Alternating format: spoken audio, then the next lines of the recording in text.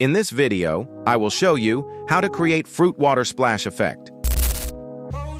Hold Ctrl click. Press Ctrl C. Hold Alt click. Press Ctrl Shift V. Press Ctrl I.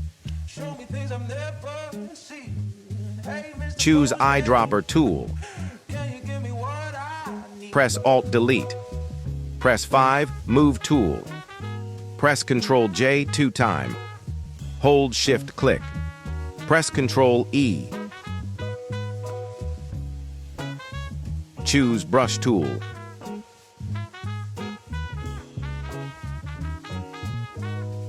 Press 5, Move tool.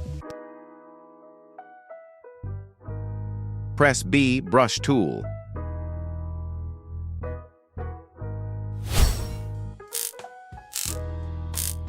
If you enjoyed this video, please leave a like and subscribe for more videos. Postman.